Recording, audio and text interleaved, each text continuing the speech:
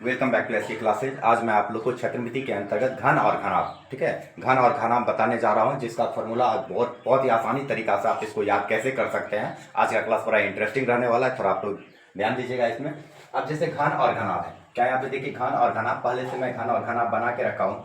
घन और घनाभ में देखिए डिफरेंस क्या है। घन में आपका लंबाई, चौड़ाई, ऊंचाई, देखिए घन का लंबाई, चौड़ाई, ऊंचाई तीनों आपस में क्या होता है, बराबर होता है। यहाँ देखिए घन का लंबाई, चौड़ाई और ऊंचाई, लंबाई, चौड़ाई और ऊंचाई, ये तीनों आपस में क्या होता है, बराबर होता है। तीनों आपस में क्या, घन का जो लंबाई होगा वही चौड़ाई होगा, वही ऊंचाई होगा।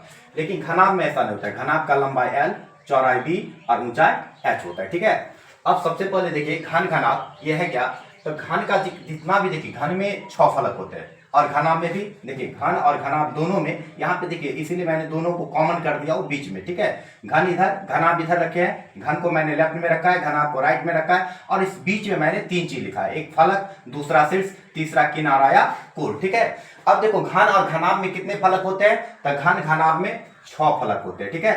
शीर्ष कितने होते हैं, तो इसमें 8 शीर्ष होते हैं, और किनारा या कोण कितने होते हैं, 12 होते हैं। घन में भी और घनाभ में भी याद रखना है, घन और घनाभ दोनों में किनारा, फलक और किनारा, फलक और शीर्ष, ये तीनों क्या होते हैं, बराबर होते हैं, ठीक है। अब जैसे यहाँ पे देखिए मैं एक एग्जांपल के साथ, यहाँ पे देखिए मैंने एक क्यूब को रखा और इसके सहायता से हम आपको बढ़िया से समझा रहे हैं, ठीक है। देखिए फलक लिखे 6, इसमें देखिए कितने फलक है, 6 फलक कैसे यहाँ पे दिखाई दे रहा है ना आप लोग को।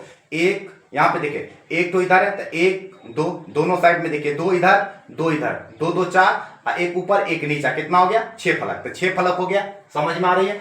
शीर्ष देखिए क्या लिखे है, 8 शीर्ष यानी कोना, तो यहाँ पे देखिए 1 2 3 4, 4 ऊपर और 4 नीचे, 5 6 7 8, तो कितना हो गया, 8 क्या हो गया, इसका शीर्ष हो गया। तीसरा है मेरा किनारा, कितना होता है, 12। यहाँ पे किनारा पे ध्यान दीजिएगा, देखिएगा 4 गो लाइन से ऊपर में हो गया, 1 2 3 4, ठीक है, 4 हो गया आपका ऊपर। उसी प्रकार 4 नीचे, तो 5 6 7 8, 4 नीचे, 4 4 8। उसके बाद देखिए एक तो ये किनारा हो गया मेरा, तो 9, एक तो ये किनारा 10, एक तो देखिएगा यहाँ पे ये किनारा 11, एक तो उसी प्रकार से ये किनारा, तो कितना हो गया, 12 किनारा होता है, ठीक है। अब यहाँ पे देखिए घन घनाभ में, अब घन घनाभ में सबसे पहला चीज देखिए घन का आयतन, घन का आयतन, तो घन का आयतन होता है L क्यूब, घन का आयतन L क्यूब, या इसे हम लिख सकते हैं भुजा क्यूब। घन का आयतन क्या लिख सकते हैं, L क्यूब या भुजा क्यूब, ठीक है। और घनाभ का देखिए, घन का इधर लिख रहे हैं, यहाँ पे घनाभ का, और घनाभ का जो आयतन होता है वो घनाभ का आयतन क्या होता है, LBH, ठीक है। या इसको हम ऐसे लिख सकते हैं, लंबाई गुने चौड़ाई और गुने ऊंचाई, गुने ऊंचाई, ठीक है ना। L से यहाँ लेंथ, B से बेस और S से हाइट, तो लंबाई गुने चौड़ाई गुने ऊंचाई। अब प्रश्न ये है कि हम यदि एग्जाम में भूल गए कि घन का आयतन क्या होता है, घनाभ का आयतन क्या होता है, तो देखिए इसे हम कैसे याद रख सकते हैं। गौर से देखिएगा, घन का देखिए, घन का जितना भी फलक है इसमें 6 फलक है, इसका आधार क्या है, एक वर्ग है। घन का आधार क्या है, एक वर्ग है, ध्यान दीजिएगा पे, घन का आधार क्या है, एक वर्ग है, तो वर्ग का क्षेत्रफल क्या होता है, L स्क्वायर, ठीक है। वर्ग का क्षेत्रफल क्या होता है, L स्क्वायर। और यहाँ पे हमें क्या करना है, देखिए किसी भी चीज का यदि आयतन हमें निकालना है, यदि किसी चीज का आयतन निकालना है, और आयतन का निकालने के लिए क्या करते हैं, उसके आधार का क्षेत्रफल निकाल लेते हैं, ठीक है। और उसके आधार के क्षेत्रफल को यदि हम उसके हाइट से गुना कर देते हैं तो उसका आयतन निकल जाता है। तो यहाँ देखिए घन का आधार का एक वर्ग, और वर्ग का क्षेत्रफल भुजा स्क्वायर यानी L स्क्वायर, और इसका हाइट क्या है घन का L, तो L स्क्वायर को L से गुना करते हैं तो क्या हो जाता है, L क्यूब हो जाता है, क्या हो जाता है, L क्यूब। इसीलिए घन का आयतन क्या होता है, भुजा के। उसी प्रकार देखिए घनाभ में, घनाभ का देखिए, घनाभ का आधार क्या होता है, एक आयत होता है। घनाभ का आधार क्या होता है, आयत होता है। अब हम जानते हैं आयत का क्षेत्रफल क्या होता है, तो लंबाई गुने चौड़ाई यानी L गुने B। घनाभ का यहाँ पे देखिए, घनाभ का आधार क्या होता है, आयत होता है, और आयत का क्या क्षेत्रफल कितना जानते हैं, लंबाई गुने चौड़ाई। आयत का क्षेत्रफल क्या जानते हैं, लंबाई गुने चौड़ाई, अर्थात L गुने B। अब क्या सिखा दे कि इसके हाइट से इसको गुना कर दीजिए, इसके आयत में क्या करना है, लंबाई गुने चौड़ाई, तो L गुने B। आयतन निकालना है तो लंबाई गुने चौड़ाई में क्या करना है, इसके हाइट से गुना कर देगा, यही मेरा क्या हो गया, आयतन हो जाएगा किसका, तो घनाभ का, ठीक है। तो घनाभ का आयतन लंबाई गुने चौड़ाई गुने ऊंचाई, अर्थात LBH। चलिए देखिए आयतन आसानी से समझ में आ गया।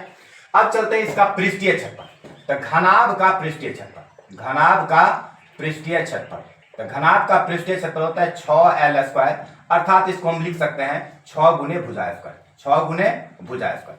अब देखिए यहाँ पे अभी हम क्या बोले कि घन जो होता है उसमें 6 फलक होते हैं, और इसका 6 फलक के सभी फलक एक दूसरे के क्या होते हैं, समान होते हैं। और एक फलक का क्षेत्रफल क्या होता है, अब देखिए यहाँ पे हम लिखे थे एक फलक का क्षेत्रफल क्या होता है। अब सोचिए घन के एक फलक का क्षेत्रफल होता है एल स्क्वायर, ठीक है। ऐसा ऐसा 6 फलक है इसमें, तो 6 से क्या कर देंगे हम, गुना कर देंगे। तो इसीलिए घन का पृष्ठीय क्षेत्रफल होता है 6l स्क्वायर, अर्थात 6 गुने भुजा स्क्वायर, ठीक है। अब इसमें आते हैं, यहाँ पे देखिए घनाभ का पृष्ठीय क्षेत्रफल, घनाभ का पृष्ठीय क्षेत्रफल। अब घनाभ का पृष्ठीय क्षेत्रफल देखो, घनाभ का पृष्ठीय क्षेत्रफल होता है 2 × LB plus BH plus LH, ठीक है। अर्थात 2 × लंबाई गुने चौड़ाई, लंबाई गुने चौड़ाई प्लस चौड़ाई गुने ऊंचाई, अब प्लस लंबाई गुने ऊंचाई, लंबाई गुने ऊंचाई, ठीक है। 2 × LB plus BH plus LH, ठीक है। अब यहां पे देखिए कि अब ये फॉर्मूला मान के चले हमें याद नहीं है, ठीक है। तो कैसे निकालेंगे, तो पृष्ठीय क्षेत्रफल, तो यहां सबसे पहले हमें देखिए ध्यान क्या रखना है कि पहले हम बता चुके हैं कि घनाभ क्या है, घनाभ का प्रत्येक फलक एक आयत होता है। घनाभ का प्रत्येक फलक क्या होता है, एक आयत होता है। और इसमें याद रखिएगा कि इसके दो दो फलक समान होंगे। आयत के क्या होंगे, 6 फलक होता है ना, तो 6 फलक में दो दो फलक क्या होंगे, समान होंगे। जैसे देखिए इसकी सहायता से हम समझा रहे हैं, जैसे एक मान के लेते हैं कि घनाभ है, ठीक है। अभी तो घन के जैसा है, लेकिन ये मान लेते हैं इसको घनाभ है। तो इसका देखिए ऊपर का फलक नीचे का फलक एक जैसा होगा। यहां देखिए ये फलक और ये फलक एक जैसा होगा, और फिर देखिए ये फलक और ये फलक क्या होगा, एक जैसा होगा। यानी सीखे क्या, 3 जोड़ा हो गया। कितना जोड़ा हो गया, 3 जोड़ा।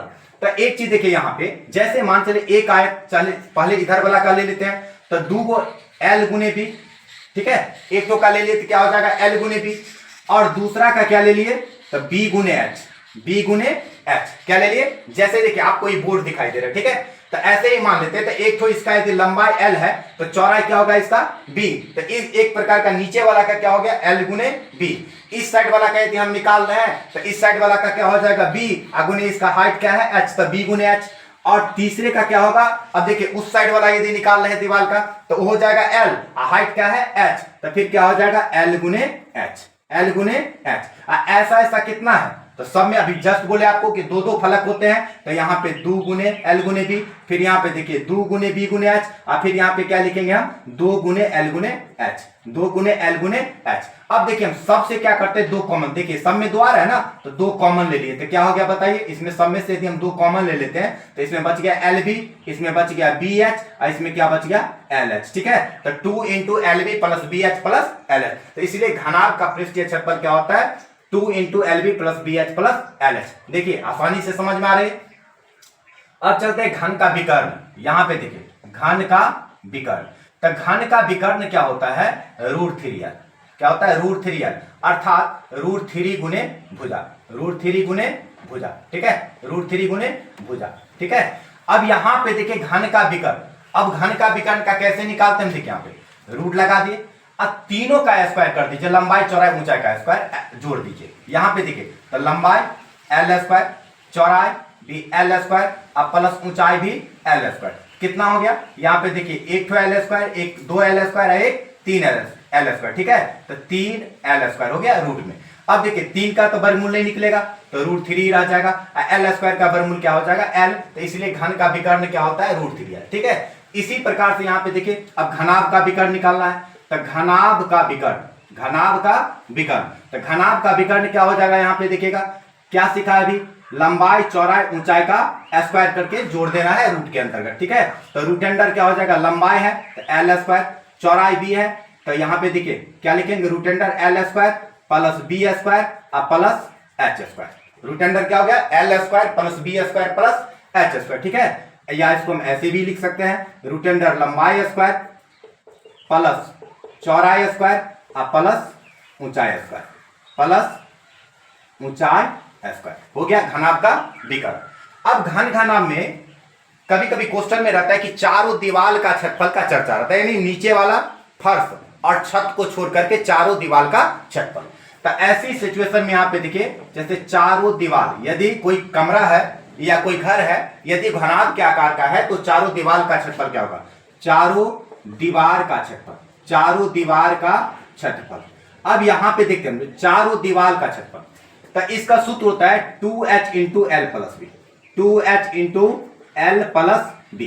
अब जैसे यहां पे देखिए 4 गो जो दीवार होगा तो 2 दीवार एक जैसा होगा और 2 दीवार एक जैसा होगा। तो एक दीवार जो हो जाएगा वो क्या हो जाएगा L गुने H। यहां पे देखिए एक दीवार क्या हो जाएगा L गुने H। ऐसा ऐसा 2 गो दीवार है तो 2 से गुना कर दिए। और दूसरा जो दीवार होगा वो क्या हो जाएगा B गुने H, ठीक है ना, B गुने H। ऐसा ऐसा 2 गो होगा तो 2 गुने B गुने H, 2 गुने B गुने H। अब देखिए यहाँ पे दोनों में से हम क्या कॉमन ले सकते हैं, 2H देखिए दोनों में है तो 2H देखिए यहाँ पे कॉमन है। इसमें क्या बच गया, इसमें से देखिए 2H कॉमन ले लेते हैं तो क्या बच गया L प्लस B। यानी चारों दीवार का क्षेत्रफल जो हो जाएगा वो क्या हो जाएगा, चारों दीवार का क्षेत्रफल का 2H into L plus B, अर्थात 2 गुने ऊंचाई इंटू लंबाई प्लस चौड़ाई। ठीक है, इस प्रकार से हम आसानी से इस सारे फॉर्मूले को बहुत ही आसानी से याद रख सकते हैं। आशा करता हूं कि आप लोग को बहुत ही आसानी से वीडियो समझ में आया होगा। अगले वीडियो में फिर नए चैप्टर के साथ आप लोग के सामने उपस्थित होता हूं। Thank you so much.